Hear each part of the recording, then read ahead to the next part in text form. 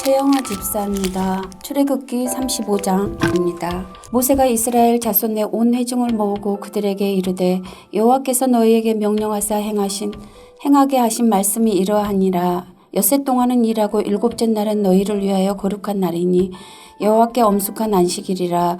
누구든지 이날에는 일하는 자는 죽일지니 안식일에는 너희의 모든 처소에서 불도 피우지 말지니라.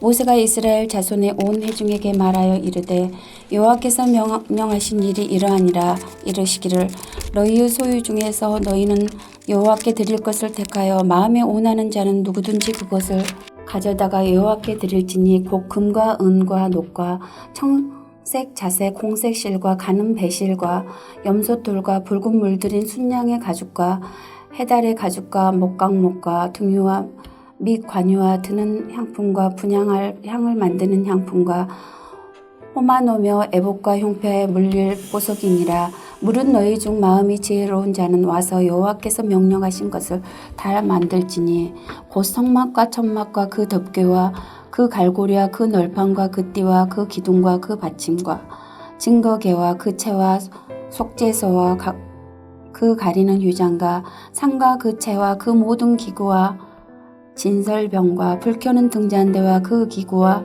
그 등잔과 등유와 분향단과 그 채와 관유와 분향할 향품과 성막문의 휴장과 번제단과 그 녹그물과 그 채와 그 모든 기구와 물두멍과 그 받침과 뜰의 포장과 그 기둥과 그 받침과 뜰문의 휴장과 장막 말뚝과 뜰의 말뚝과 그 줄과 성소에서 섬기기 위하여 정교하게 만든 옷, 곧 제사 직분을 행할 때에 입는 제사장 아론의 거룩한 옷과 그의 아들들의 옷이니라. 이스라엘 자손의 온 회중이 모세 앞에 물러갔더니 마음이 감동된 모든 자와 자원하는 모든 자가 와서 회막을 짓기 위하여 그 속에서 쓸 모든 것을 위하여 거룩한 옷을 위하여 예물을 가져다가 여호와께 드렸으니 곧 마음에 원하는 남녀가 와서 팔찌와 귀고리와 가락지와 목고리와 여러 가지 금품을 가져다가 사람마다 여호와께 그 예물을 드렸으며 무릇 청색 자색 홍색 실과 가는 배실과 염소털과 붉은 물들인 순양의 가죽과 해달의 가죽이 있는 자도 가져왔으며 은과 노수로 예물을 삼는 모든 자가 가져다가 여호와께 드렸으며 섬기는 일에 소용되는 조각목이 있는 모든 자는 가져왔으며 마음이 슬기로운 모든 여인은 손수 실을 빼고 그 뺀 청색 자색 홍색 실과 가는 배실을 가져왔으며 마음의 감동을 받아 슬기로운 모든 여인은 염소털로 실을 뽑았으며 모든 족장은 호마노와 및 애복과 흉패에 물릴 보석을 가져왔으며 등불과 관유와 분향할 향에 소용되는 기름과 향품을 가져왔으니 마음에 지원하는 남녀는 누구나 여호와께서 모세의 손을 빌어 명령하신 모든 것을 만들기 위하여 물품을 드렸으니 이것이 이스라엘 자손이 여호와께 자원하여 드린 예물이니라. 모세가 이스라엘 자손에게 이르되 볼지어다 여호와께서 유다 지파 훌의 자손이요 우리의 아들인 불살렛을 지명하여 부르시고 하나님의 영을 그에게 충만하게 하여 지혜와 총명과 지식으로 여러 가지 일을 하게 하시되 금과 은과 노수로 제작하는 기술을 고안하게 하시며 보석을 깎아 물리며 나무를 새기는 여러 가지 정교한 일을 하게 하셨고 또 그와 단 지파 아이사막의 아들 호올리압을 감동시키사 가르치게 하시매 지혜로운 마음을 그들에게 충만하게 하사 여러 가지 일을 하게 하시되 조각하는 일과 세공하는 일과 청색 자색 실 홍색 실과 가는 배실로 수놓은 일과 짜는 일과 그 외에 여러 가지 일을 하게 하시고 정교한 일을 고안하게 하셨느니라. 하늘에 계신 우리 아버지여 이름이 거룩히 여김을 받으시오며 나라가 임하옵시며 뜻이 하늘에서 이룬 것 같이 땅에서도 이루어지이다. 오늘날 우리에게 일용할 양식을 주옵시고 우리가 우리에게 죄 지은 자를 사하여 준 것 같이 우리 죄를 사하여 주옵시고 우리를 시험에 들게 하지 마옵시고 다만 악에서 구하옵소서. 대개 나라와 권세와 영광이 아버지께 영원히 싸움나이다. 아멘.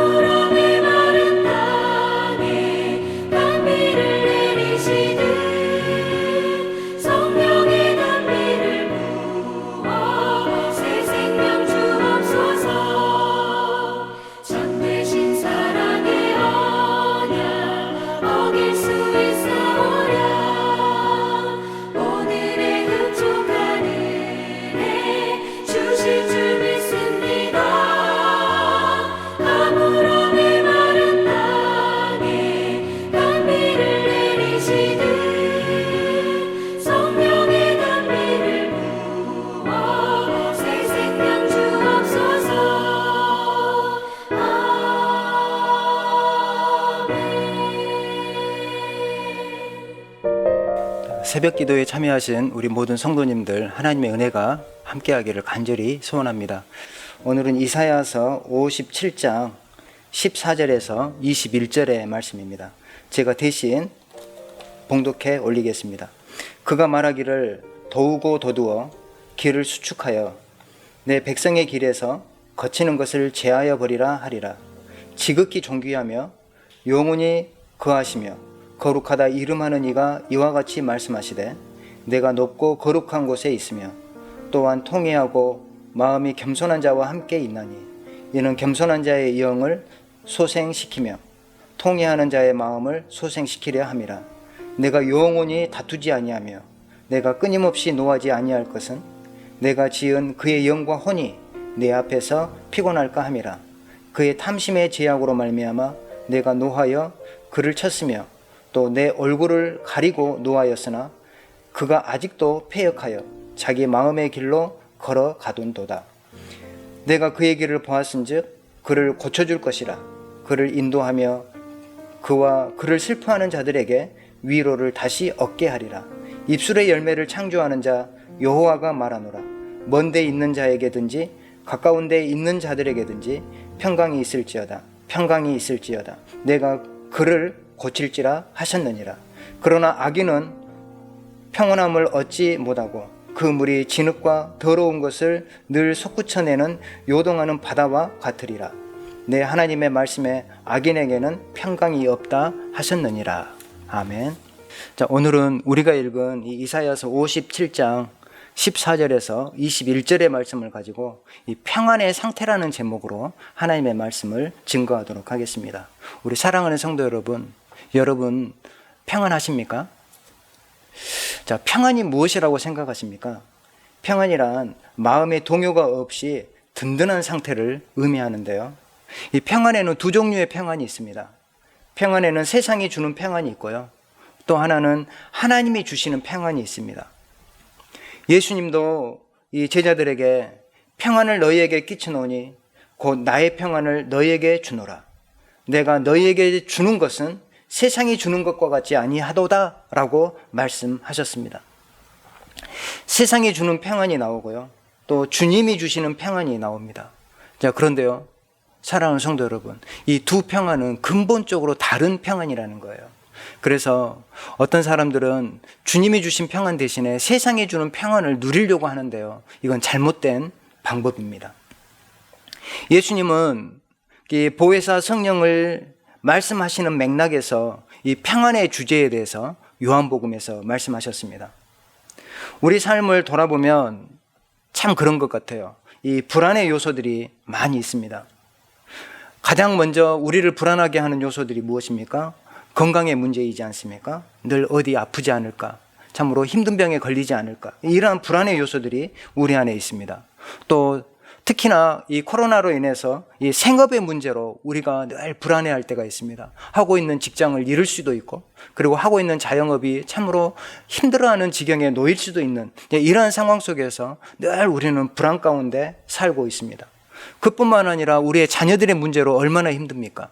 참으로 자녀 교육이 너무나도 힘들어지는 이 상황 속에서 자녀와의 마찰, 그리고 자녀들의 미래를 생각하면 너무나도 힘들어하는 이러한 요소들이 우리를 더욱더 불안하게 만들고 있습니다.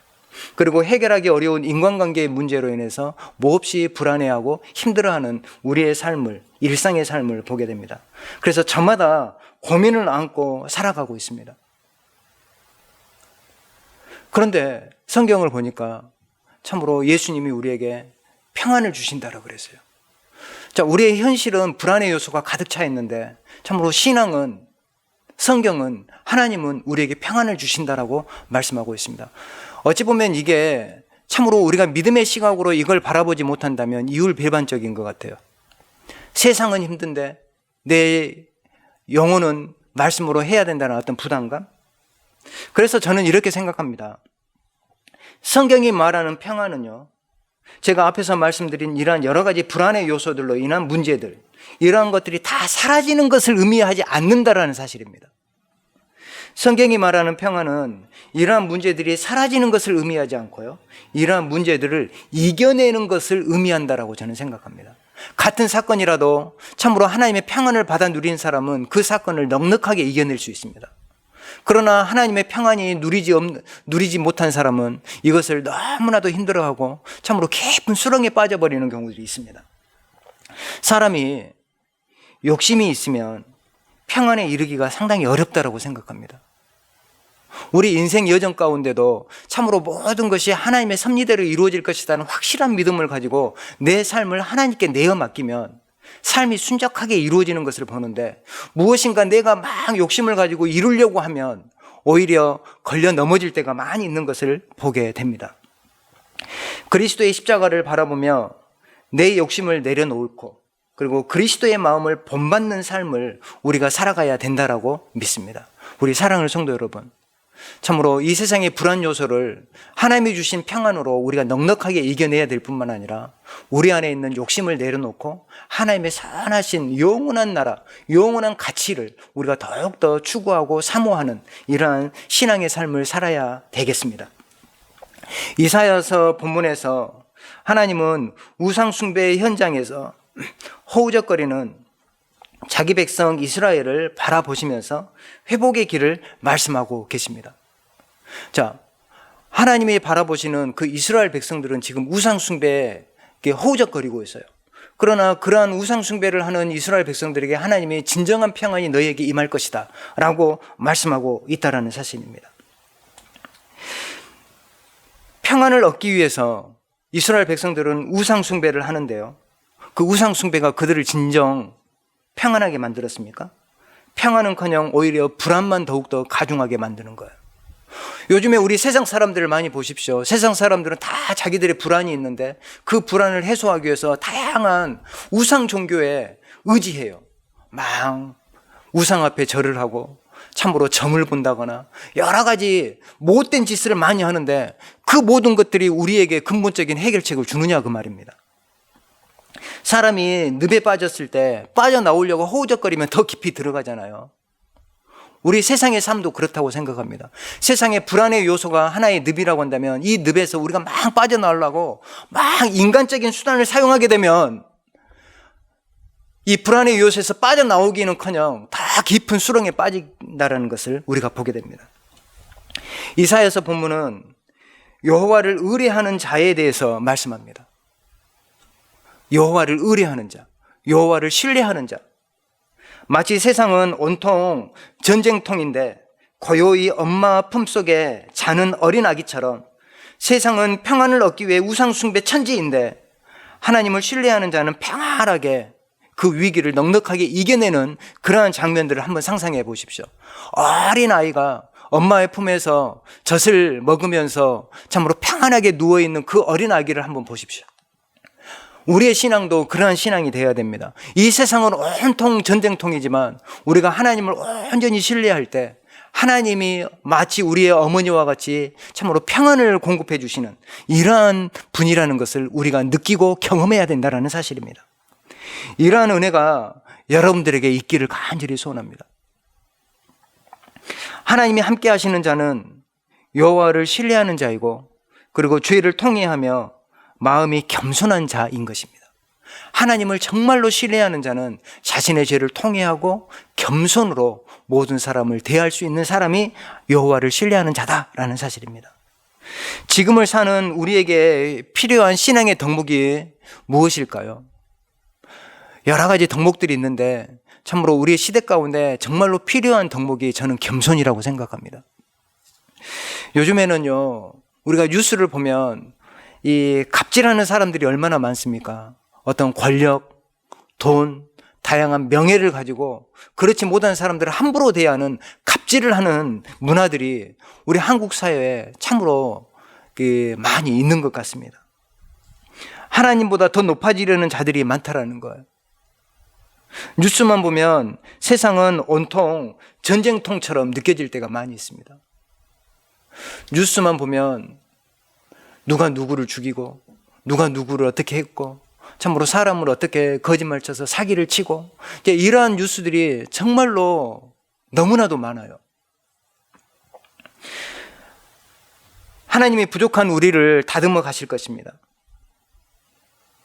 완벽하여 겸손한 자를 하나님이 찾는 것이 아니라요, 여전히 문제투성이 있지만 하나님께 나아가려고 하는 자를 하나님이 기쁘게 받으신다는 거예요. 하나님이 어떤 자를 기뻐하신다고요?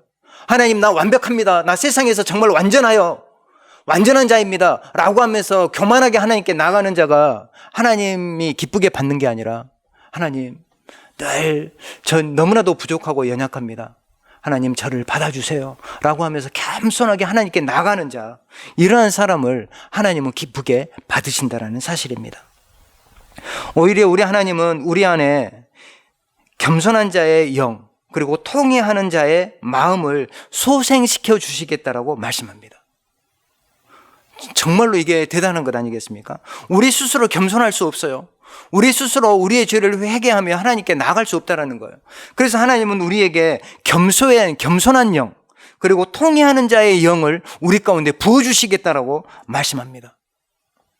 나 완벽하니까 받아주세요 라고 하는 것이 아니라, 나 여전히 부족한 것이 많은데 하나님, 저를 받아주세요 라고 하면서 하나님께 간절히 간청하면서 나아가는 자, 하나님이 그러한 자를 기쁘게 받으신다는 것입니다. 사랑하는 성도 여러분, 여러분도 참으로 하나님의 평안 가운데서 더욱더 겸손하게, 하나님, 저는 참으로 부족한데 저를 받아주십시오 라고 고백하는 우리 모두가 되기를 간절히 소원합니다. 우리가 하나님의 평안을 누리는 것은 내 안에서 하나님과 긴밀한 영적인 교제를 이룰 때 가능하다라고 말씀드릴 수 있습니다. 여러분은 지금 무엇을 하시면서 시간을 자주 보내십니까? 우리의 시간 사용을 보면 우리의 신앙의 정도를 파악할 수 있다고 생각합니다. 내 삶의 주인이 하나님이 되실 때 우리 삶이 평안하게 되는 것입니다. 이 세상에 분주한 일이 내 안에 가득 채워져 있으면 우리는 늘 힘들어요. 그러나 내 삶의 주인이 하나님이 되실 때 힘들지만 하나님이 우리 삶을 가장 안전한 곳으로 인도하신다라는 사실입니다. 하나님은 우리의 영혼이 피곤하지 않도록 우리와 영원히 다투지 않겠다라고 말씀합니다. 이것은 우리를 품어주시겠다라는 거예요. 우리의 연약함까지도 품어주신다라는 하나님의 말씀입니다. 전에는 우리 안에 통회의 영, 겸손의 영이 없어서 교만하였습니다. 그래서 하나님과 대적하였습니다. 그런데 이제는 하나님의 은혜가 우리 가운데 임하여서 비록 부족한 것이 여전히 있지만 내 안에 성령으로 스스로 하나님께 나아가도록 우리를 만들어 주시겠다라고 이야기를 해주고 있습니다. 참으로 이건 엄청난 비전입니다. 우상 숭배에 찌들려 있는 이스라엘 백성들에게 내가 통회하는 영을 부어서 겸손으로 하나님께 나오도록 만들겠다라는 하나님의 비전의 약속 아니겠습니까? 참으로 내가 내 자신을 보면 너무나도 부끄럽고 연약한 모습들이 많이 있지만 하나님이 우리를 긍휼히 여기셔서 하나님의 길로, 하나님의 영원한 나라로 우리를 인도해 주시겠다라고 말씀하고 계십니다. 쉽게 말하면 전에는 가기 싫은 것을 억지로 끌려갔다고 한다면 지금은 성령의 은혜로 부족하지만 자발적으로 하나님께 나아가는 그러한 은혜를 하나님이 우리에게 베풀어 주시겠다라고 약속하고 계십니다. 말씀을 맺겠습니다. 사랑하는 성도 여러분, 여러분은 어떻게 신앙생활하고 계십니까? 율법적으로 하기 싫은데 무서워서 힘들어서 억지로 하는 신앙이라고 한다면 이제 이런 모든 것을 내려놓고 하나님이 주신 성령이 충만한 은혜로 우리의 신앙을 다시 세워가는 그런 놀라운 은혜가 우리 가운데 임하기를 간절히 소원합니다. 제가 한번 기도하고 마치겠습니다. 하나님 아버지, 참으로 우리의 삶을 주님 앞에 올려드립니다. 아버지, 하나님이 없는 우리의 삶은 늘 불안할 수밖에 없음을 고백합니다. 아버지, 내 삶의 주인이 하나님임을 다시 한번 고백하게 하시고 혹이라도 지금 힘들어하는 우리 모든 성도들, 참으로 그 힘듦을 하나님이 어루만져 주셔서 참으로 하나님의 평안으로 그들의 삶이 평안 가운데 나아갈 수 있도록 인도하여 주시옵소서. 아버지, 코로나로 참으로 교회가 힘든 부분이 있습니다. 아버지, 코로나가 빨리 속히 없어지게 하시고 그래서 온전한 예배와 온전한 신앙이 회복되어질 수 있는 그런 놀라운 은혜가 우리 모든 성도들에게 임할 수 있도록 인도하여 주시옵소서. 예수님의 이름으로 기도합니다. 아멘.